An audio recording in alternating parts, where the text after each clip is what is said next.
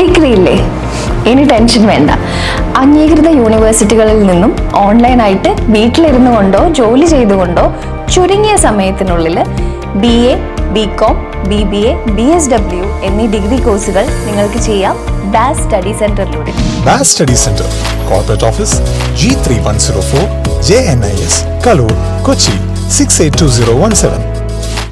Hello everyone, BAS online degree ചാനലിന്റെ മറ്റൊരു വീഡിയോയിലേക്ക് എല്ലാവർക്കും സ്വാഗതം. നമ്മൾ കഴിഞ്ഞ 3 വീഡിയോ ഓൾമോസ്റ്റ് നമ്മൾ പറഞ്ഞിട്ടുണ്ട് അസൈൻമെന്റിന്റെ ഇമ്പോർട്ടൻസും എങ്ങനെയാണ് അസൈൻമെന്റ് പ്രിപ്പയർ ചെയ്യേണ്ടത് എന്നുള്ളതും.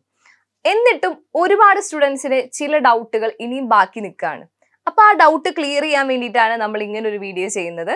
അപ്പൊ നമുക്ക് വീഡിയോയിലേക്ക് കടക്കാം.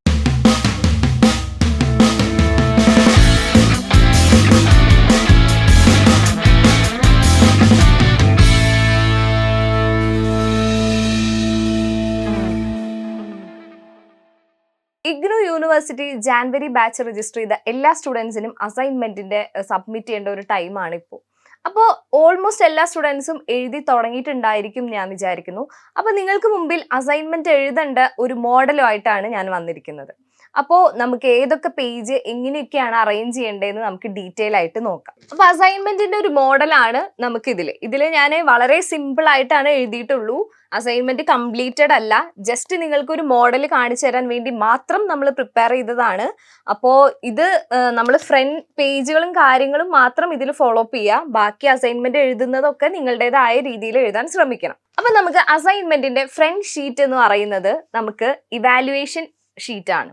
അപ്പൊ ഈ ഇവാലുവേഷൻ ഷീറ്റ് നമുക്ക് 2 പേജാണ്, സെയിം കോപ്പിയാണ് നമ്മൾ 2 പേജ് വെക്കേണ്ടത്. അപ്പൊ ഇതിൽ നമ്മൾ ഫില്ല് ചെയ്യേണ്ട ഓപ്ഷൻ എന്ന് പറയുന്നത് എൻറോൾമെന്റ് നമ്പർ ആണ് ഫസ്റ്റ് ഫില്ല് ചെയ്യേണ്ടത്. നമുക്കറിയാം എല്ലാ സ്റ്റുഡൻസിനും ഓൾമോസ്റ്റ് എൻറോൾമെന്റ് നമ്പർ കിട്ടിയിട്ടുണ്ടായിരിക്കും. ഒരു 10 ഡിജിറ്റുള്ള നമ്പർ ആണ് നിങ്ങളുടെ എൻറോൾമെന്റ് നമ്പർ എന്ന് പറയുന്നത്. അടുത്തത് പ്രോഗ്രാം ആണ് വരുന്നത്. പ്രോഗ്രാം എന്ന് ഉദ്ദേശിക്കുന്നത് നിങ്ങൾ ഏത് സബ്ജക്റ്റ് ആണ് ചൂസ് ചെയ്തത്. അതായത് ഇപ്പൊ BA സോഷ്യോളജി ആണെങ്കിൽ BA സോഷ്യോളജിയുടെ കോഡാണ് BASOH. അത് കറക്റ്റ് ആയിട്ട് നിങ്ങൾ ചൂസ് ചെയ്തിരിക്കുന്ന കോഴ്സിന്റെ കോഡ് ഏതാണ് നിങ്ങൾ രജിസ്റ്റർ ചെയ്യുന്ന സമയത്ത് നിങ്ങൾക്ക് കിട്ടിയിട്ടുണ്ടായിരിക്കും. അപ്പൊ ആ കോഡ് വളരെ വ്യക്തമായിട്ട് ഇവിടെ ക്ലിയർ ആയിട്ട് ക്യാപിറ്റൽ ലെറ്ററിൽ എഴുതണം. നെക്സ്റ്റ് എന്ന് പറയുന്നത് കോഴ്സ് ആണ്. അതായത് നിങ്ങൾ വെക്കുന്ന അസൈൻമെന്റിന് ഒരു കോഡ് ഉണ്ടായിരിക്കും. ഇപ്പൊ ഓരോ സബ്ജക്റ്റിന്, ഇപ്പൊ ഇൻട്രൊഡക്ഷൻ ടു സോഷ്യോളജി എന്ന് പറയുന്ന സബ്ജക്റ്റിന് ഒരു കോഡ് ഉണ്ടായിരിക്കും. അങ്ങനെ നിങ്ങൾ എഴുതുന്നത് ഏത് സബ്ജക്റ്റ് ആണോ ആ സബ്ജക്റ്റിന്റെ കോഡാണ് കോഴ്സിന്റെ അവിടെ വെക്കേണ്ടത്. അപ്പൊ ഇതൊക്കെ ക്ലിയർ ആയി എന്ന് വിചാരിക്കുന്നു. നെക്സ്റ്റ് സ്റ്റഡി സെന്റർ കോഡാണ്. നിങ്ങൾ രജിസ്ട്രേഷന്റെ സമയത്ത് രജിസ്റ്റർ ചെയ്യുമ്പോൾ നിങ്ങൾ സ്റ്റഡി സെന്റർ ചൂസ് ചെയ്തിട്ടുണ്ടായിരിക്കും.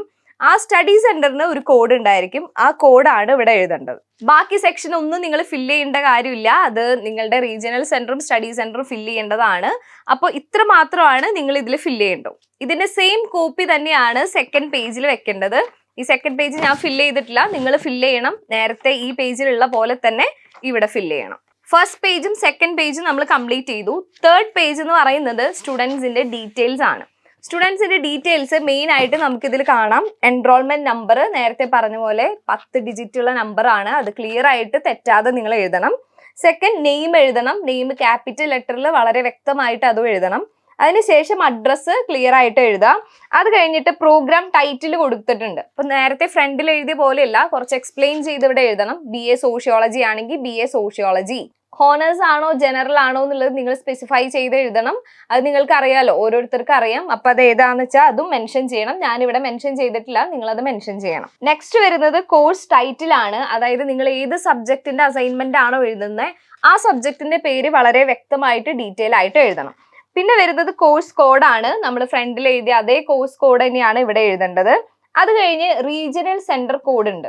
അത് മെയിൻ ആയിട്ട് നിങ്ങൾ ശ്രദ്ധിക്കുക. നമുക്ക് 3 റീജിയണൽ സെന്റർ ആണ് ഉള്ളത്: വടകര, കൊച്ചിൻ, തിരുവനന്തപുരം. ആ റീജിയണൽ സെന്ററിന് ഓരോ ഇൻഡിവിജ്വൽ കോഡ് ഉണ്ട്. അപ്പൊ അത് നിങ്ങൾ കൃത്യമായിട്ട് നിങ്ങളുടെ ID കാർഡിൽ ഉണ്ടായിരിക്കും.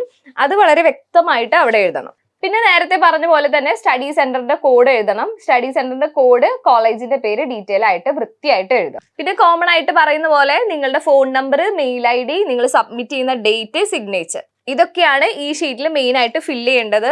വളരെ ശ്രദ്ധിച്ച് ക്ലിയർ ആയിട്ട് വ്യക്തമായിട്ട് നിങ്ങൾ എഴുതാൻ ശ്രമിക്കുക. നെക്സ്റ്റ് പേജ് എന്ന് പറയുന്നത് ID കാർഡിന്റെ ഒരു പ്രിന്റ് ഔട്ട് ആണ്. ഇവിടെ ഒരു ID കാർഡിന്റെ, നിങ്ങളുടെ ID കാർഡിന്റെ പ്രിന്റ് ഔട്ട് വെക്കാൻ മറക്കരുത്. എന്നിട്ട് ക്രോസ് ചെക്ക് ചെയ്യണം. നമ്മൾ കൊടുത്ത ഡീറ്റെയിൽസും ID കാർഡിലുള്ള ഡീറ്റെയിൽസും സെയിം അല്ലേ എന്ന് ക്രോസ് ചെക്ക് ചെയ്യണം. അഡ്രസ്സൊക്കെ കൊടുക്കുമ്പോൾ ID കാർഡിലുള്ള അഡ്രസ്സ് തന്നെ കൊടുക്കാൻ ശ്രമിക്കണം കേട്ടോ. നെക്സ്റ്റ് പേജ് എന്ന് പറയുന്നത് നമ്മൾ എഴുതുന്ന സബ്ജക്റ്റിന്റെ ക്വസ്റ്റ്യൻ പേപ്പർ ആണ്. നമുക്ക് ഒരു PDF ആയിട്ടായിരിക്കും നിങ്ങൾക്ക് ക്വസ്റ്റ്യൻ പേപ്പർ വന്നിട്ടുണ്ടായിരിക്കാം. അതിൽ ഒരുപാട് റൂൾസ് ആൻഡ് റെഗുലേഷൻസ് ഒക്കെ ഉണ്ടായിരിക്കും. അത് നിങ്ങൾ പ്രിന്റ് എടുത്ത് വെക്കണം എന്നില്ല, ജസ്റ്റ് ആ ക്വസ്റ്റ്യൻ പേപ്പർ മാത്രം പ്രിന്റ് എടുത്ത് വെക്കാം. പിന്നെ നെക്സ്റ്റ് പേജ് മുതൽ നമുക്ക് ആൻസർ എഴുതി തുടങ്ങാം. അപ്പൊ പല സെക്ഷൻ ആയിരിക്കും ക്വസ്റ്റ്യൻ പേപ്പർ ഉണ്ടായിരിക്കുക. അപ്പൊ നമ്മൾ ജസ്റ്റ് മെൻഷൻ ചെയ്യുക ഏത് സെക്ഷൻ ആണ്. സ്റ്റാർട്ടിങ് മുതലേ ക്ലിയർ ആയിട്ട് ഓർഡറിൽ തന്നെ എഴുതി പോവുക. സ്റ്റാർട്ടിങ് സെക്ഷൻ 1, സെക്ഷൻ A അല്ലെങ്കിൽ B ഏതാണെങ്കിൽ മെൻഷൻ ചെയ്യുക.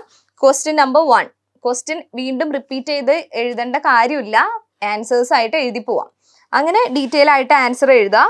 അപ്പോൾ ഞാൻ ജസ്റ്റ് 2 പേജ് ഇവിടെ എഴുതിയിട്ടുള്ളൂ. അപ്പോൾ ആൻസർ ഡീറ്റെയിൽ ആയിട്ട് എഴുതുമ്പോൾ നമുക്ക് സബ് ടോപ്പിക്കുകൾ വരും. അപ്പോൾ ജസ്റ്റ് പെൻസിൽ വെച്ച് അണ്ടർലൈൻ ചെയ്യാം. അതുപോലെ ഔട്ട്ലൈൻ വരയ്ക്കുമ്പോൾ നിങ്ങൾ ഒരു കാര്യം ശ്രദ്ധിക്കണം, നമുക്കിവിടെ പഞ്ച് ചെയ്യേണ്ടതാണ്. അപ്പോൾ ഈ ഒരു പോർഷൻ കുറച്ചധികം ഔട്ട്ലൈൻ ഇടാൻ നിങ്ങൾ ശ്രമിക്കണം. ബാക്കി പോർഷൻസ് ഏകദേശം നിങ്ങളുടെ ഒരു ഐഡിയ വെച്ചിട്ട് ഔട്ട്ലൈൻ ഇടുക. കാരണം ഇവിടെ സൈഡൊക്കെ മടങ്ങാനുള്ള സാധ്യതയുണ്ട്. അപ്പൊ ആ മടങ്ങുന്ന ഒരു പോർഷൻ ഒഴിവാക്കിയിട്ടുള്ള ഔട്ട്ലൈൻ വരച്ചിട്ട് വേണം നിങ്ങൾ ഡീറ്റെയിൽ ആയിട്ട് എഴുതാൻ. സബ് ടോപ്പിക്കുകൾ വളരെ നീറ്റായിട്ട് മനസ്സിലാവുന്ന രീതിയിൽ എഴുതുക. അപ്പോൾ അസൈൻമെന്റ് എഴുതി കഴിഞ്ഞതിന് ശേഷം ഓൾമോസ്റ്റ് ഒരുപാട് പേജ് ഉണ്ടായിരിക്കും. അപ്പൊ ആ പേജ് ഒരുപാട് ഉള്ളതുകൊണ്ടാണ് നമ്മൾ 2 സൈഡായിട്ട് നമ്മൾ പഞ്ച് ചെയ്തിരിക്കുന്നത്. ഇങ്ങനെ പഞ്ച് ചെയ്തതിന് ശേഷം ഇങ്ങനെ ത്രെഡ്, പല രീതിയിലുള്ള ത്രെഡ് മേടിക്കാൻ കിട്ടും. ഞാനിവിടെ മേടിച്ചിരിക്കുന്നത് ഇങ്ങനത്തെ ത്രെഡാണ്. അപ്പൊ ഈ ത്രെഡ് യൂസ് ചെയ്തിട്ട്, അല്ലെങ്കിൽ നിങ്ങൾക്ക് ഇഷ്ടമുള്ള മാക്സിമം കട്ടിയുള്ള ത്രെഡ് യൂസ് ചെയ്തിട്ട് ഇങ്ങനെ ടൈ ചെയ്യുക. ഇങ്ങനെ 2 പോർഷനിൽ ടൈ ചെയ്യുമ്പോൾ അതിന് പ്രത്യേകിച്ച് ഡാമേജ് ഒന്നും വരാൻ സാധ്യതയില്ല. ഇങ്ങനത്തെ ത്രെഡ് മേടിക്കുമ്പോൾ അതിൻ്റെ അറ്റത്ത് ഇരുമ്പിന്റെ പോർഷൻസ് ഒക്കെ ഉണ്ടായിരിക്കും. അത് കട്ട് ചെയ്ത് കളയാൻ മറക്കരുത്, കാരണം അത് പിന്നീട് സ്ക്രാച്ചും കാര്യങ്ങളൊക്കെ വരും. അപ്പൊ ഇതൊക്കെയാണ് മെയിൻ ആയിട്ട് ശ്രദ്ധിക്കേണ്ടത്. ഇങ്ങനെയാണ് അസൈൻമെന്റ് നിങ്ങൾ സ്റ്റഡി സെന്ററിൽ സബ്മിറ്റ് ചെയ്യേണ്ടത്. അസൈൻമെന്റ് സബ്മിറ്റ് ചെയ്യാൻ പോകുമ്പോൾ നിങ്ങൾ കൂടെ ഇങ്ങനെ ഒരു ഷീറ്റും കൂടെ കൊണ്ടുപോകണം. കാരണം എന്താന്ന് വെച്ചാൽ നിങ്ങൾ അസൈൻമെന്റ് സബ്മിറ്റ് ചെയ്തു എന്നതിനുള്ള ഒരു എവിഡൻസ് ആണ് ഇത്. ഇത് സ്റ്റഡി സെന്റർ ആണ് പ്രൊവൈഡ് ചെയ്യേണ്ടത്. എന്നാലും ചില സ്റ്റഡി സെന്റേഴ്സ് ഇത് പ്രൊവൈഡ് ചെയ്തു എന്ന് വരില്ല. അതുകൊണ്ട് നിങ്ങൾ ഇത് കൊണ്ടുപോകണം. അപ്പോൾ ഇതിലും നേരത്തെ പറഞ്ഞ പോലെ enrolment number, name of the student, പിന്നെ നിങ്ങൾ ഏത് സബ്ജക്റ്റ് ഒക്കെയാണ് സബ്മിറ്റ് ചെയ്തത് എന്നുള്ള ഡീറ്റെയിലും കൂടെ എഴുതിയാൽ അവരവിടെ ഓഫീസ് യൂസ് ഓൺലി ഇവിടെ ഉണ്ടായിരിക്കും. അപ്പൊ അവിടെ സീൽ വെച്ച് അവർ സൈൻ ചെയ്ത് തരുമ്പോൾ നമുക്കിതൊരു എവിഡൻസ് ആണ് നമ്മൾ സബ്മിറ്റ് ചെയ്തു എന്നുള്ളതിന്. അപ്പൊ നിങ്ങൾ സബ്മിറ്റ് ചെയ്യാൻ പോകുമ്പോൾ ഇങ്ങനെ ഒരു ഷീറ്റ് കൊണ്ടുപോയാൽ ഏറ്റവും ബെറ്റർ ആണ്. അപ്പൊ നിങ്ങൾ ചിന്തിക്കുന്നുണ്ടായിരിക്കും ഈ ഷീറ്റുകൾ, ഇപ്പൊ നമ്മൾ ഓൾമോസ്റ്റ് എല്ലാ ഷീറ്റുകളും ഇമ്പോർട്ടന്റ് ആയിട്ടുള്ള ഷീറ്റുകൾ കാണിച്ചു തന്നു, ഇതൊക്കെ എങ്ങനെയാണ് നിങ്ങൾക്ക് അവൈലബിൾ ആവാന്ന് നിങ്ങൾ ചിന്തിക്കുന്നുണ്ടായിരിക്കും. നമ്മുടെ ടെലഗ്രാം ഗ്രൂപ്പിൽ ഇതിന്റെയൊക്കെ PDF ഫോർമാറ്റ് നമ്മൾ ഷെയർ ചെയ്യുന്നതായിരിക്കും. അപ്പോൾ എല്ലാവരും ടെലഗ്രാം ഗ്രൂപ്പിൽ നിന്ന് അത് ഡൗൺലോഡ് ചെയ്യുക. കൃത്യമായിട്ട് ഓർഡർ മെയിൻറ്റെയിൻ ചെയ്തതിന് ശേഷം മാത്രം നിങ്ങൾ സബ്മിറ്റ് ചെയ്യാൻ നോക്കുക. അപ്പോൾ ഇനി എന്തെങ്കിലും ഡൗട്ട് ഉണ്ടെങ്കിൽ താഴെ കമന്റ് ചെയ്യുക. കൂടുതൽ ഡീറ്റെയിൽസ് ആയിട്ട് നമുക്ക് നെക്സ്റ്റ് വീഡിയോയിൽ കാണാം. Anyway, thank